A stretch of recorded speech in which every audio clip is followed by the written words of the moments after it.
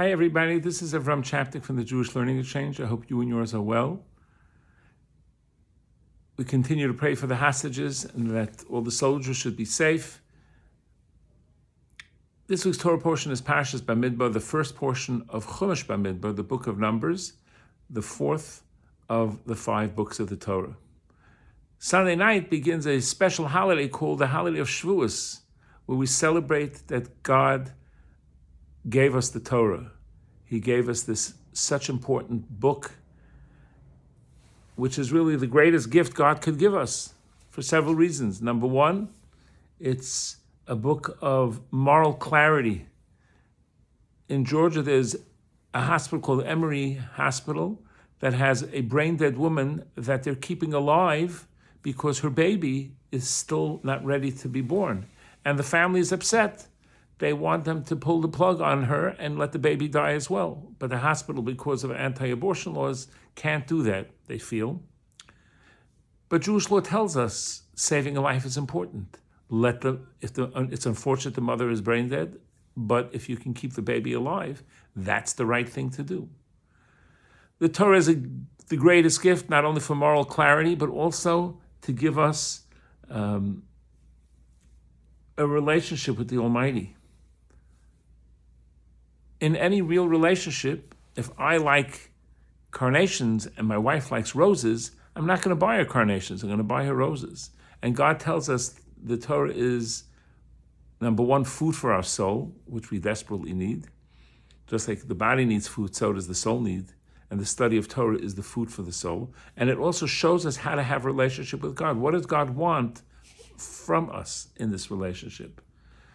And finally, the Torah gives us meaning and purpose in our lives, to know exactly how to live a life filled with trying to do the right thing and connecting to the Almighty. And there's an interesting thing in the portion related to this. The Torah lists, these are the children of Aaron and Moshe, and then it lists the children of Aaron. What happened to Moshe's children? It says these are the children of Aaron and Moshe, and it just lists Aaron's children. And Rashi, the premier commentary in the Torah, tells us a beautiful idea. Our sages teach us that someone who teaches his friend's sons Torah, it's as if he gave birth to them. So Aaron was the biological father of these children, and I'm sure he taught them too, but Moshe was the Rabbi, was their teacher. And because he is also considered their father. As a matter of fact, there's a primacy in the one who teaches Torah because the physical father is giving physical life, and the spiritual father who teaches Torah gives spiritual life. There's a beautiful story about an old man who unfortunately was blind, and he would go collecting. That's all he was able to do. And his son had to help him, and his son had to take out time from his studies. And the Dubna Magid, the great rabbi, saw the son and saw there's a lost potential here. And he asked the man, how much money are you making with your son helping you? And the Dubna said, I will take your son in and I will pay you the money that you would make. And he raised him, and in fact, he became a Torah scholar, and he became the great Rabbi Shlomo Kluger. And in a sense, the Dubna Magid adopted him to teach him Torah. So we have to appreciate the power of Torah and learning Torah and what that means. And that's what this holiday is, a wonderful celebration. At JLE Sunday night, we're going to have an all-night learning program. You're welcome to join. Lectures throughout the night and plenty of refreshments and coffee. It really is important that we realize and appreciate this gift that God gave us with the Torah. And I'd like to conclude with a very powerful story. There was a man and his wife.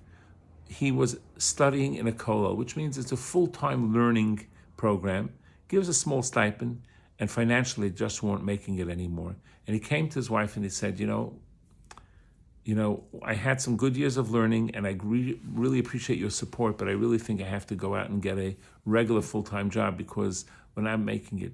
And the wife said, no, please, let's try to stay longer in learning. It's so important that you continue to study the Torah full-time. Says, all right, we'll try. And he tried a little bit, but the situation got worse and worse. And finally he said, I think I can't do this anymore. And she said, you know what? I want you to take my engagement ring. It's a diamond ring. And let's sell that, and we'll use that money to live for another few months so you could continue studying Torah. And he said, absolutely not. This was my gift to you. No. And she insisted, I don't want you to go out to work. Let's sell the ring. And he very reluctantly, after discussing it again and again, took the ring and brought it to the diamond merchant. And there was a Hasidic man there, and he heard the story, and he looked at the diamond, and he said, you know what? I want you to go to my brother. He's a more successful businessman, and maybe he'll buy it from you. And he went to this man's brother, to his store, and the man looked at it and said, oh, very, very nice, $10,000. I'll give you $10,000. And he says, okay, thank you very much. I didn't think it was worth that much, but I appreciate it. Thank you very much. And then as the man was about to leave, the Torah scholar was about to leave, the man turned to him and said, here, take this box back and give your wife her ring back. I want to have a part in your Torah study.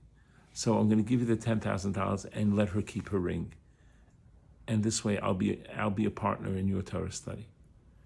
And this beautiful story illustrates the man appreciated the Torah that this man was studying. May we inculcate ourselves to study more, to make more time for learning, and to appreciate the importance and power and potency of what the Torah does for us, for our families, communities, and for the entire world. Have a wonderful Shabbos.